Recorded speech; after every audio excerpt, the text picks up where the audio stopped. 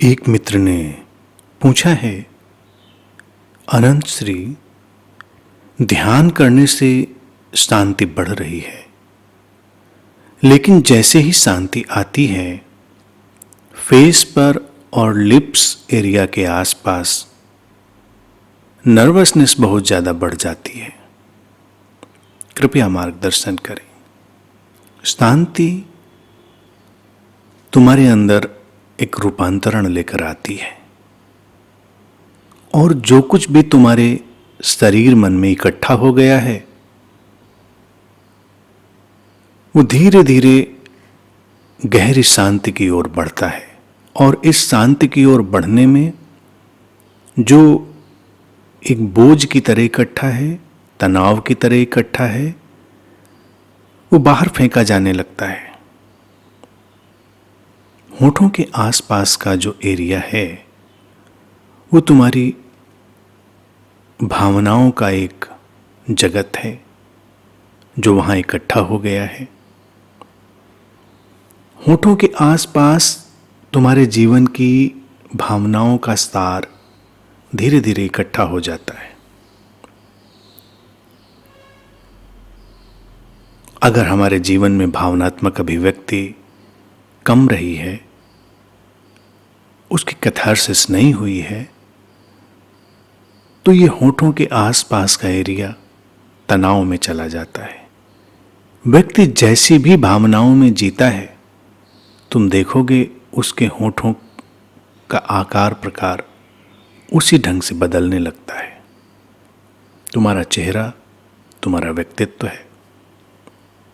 व्यक्तित्व बाहर से इकट्ठी की हुई एक घटना है जिसे हमने अभी तक अपना होना मान रखा है।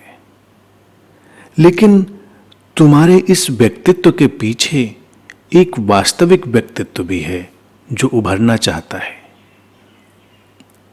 हर चेहरे के पीछे एक मौलिक चेहरा है, ओरिजिनल फेस है, वो सामने आएगा। ध्यान तुम्हें उसी ओर ले जाता है। जब तुम ध्यान में जाते हो, शांति स्वाभाविक बाई प्रोडक्ट के रूप में तुम्हारे भीतर उतरती है और अब तक जितने भी चेहरे ओढ़े गए हैं वो गिरते हैं, ढीले पड़ते हैं, विलीन होते हैं। इस प्रक्रिया में अलग अलग लोगों को अलग अलग तरह की अनुभूतियां हो सकती हैं। तुम्हें नर्वसनेस की अनुभूति होती है तो कोई बात नहीं, तटस्थ रहो, उसे देखो, शांत बने रहो। धीरे धीरे वो नर्वसनेस चली जाएगी। धीरे धीरे तुम्हारे चेहरे विदा होंगे। तुम्हारा पर्सोना जो कलेक्ट किया गया है चारों तरफ से वो हटेगा और ओरिजिनल फेस उभरेगा। और जैसे जैसे तुम्हारी इमोशनल कैथारसिस होगी, भावनात्मक रूप से तुम रेचन कर पाओगे। और ये रेचन कई तरह का होगा, कभी आंसुओं के रूप में, कभी किसी सृजनात्मक अभिव्यक्ति के रूप में, कभी हंसी के रूप में, किसी भी रूप में। तब धीरे धीरे तुम्हारे होठों के आसपास की ये जगह वो भी रिलैक्स होगी, शांत होगी और एक दिव्य मुस्कान तुम्हारे होठों पर आएगी। इसलिए प्रतीक्षा करो और अपने ध्यान में बने रहो।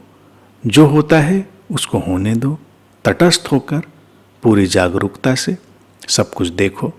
धीरे धीरे वो सब विदा हो जाएगा जो विदा होने जैसा है और वो बच रहेगा जो बचने जैसा है।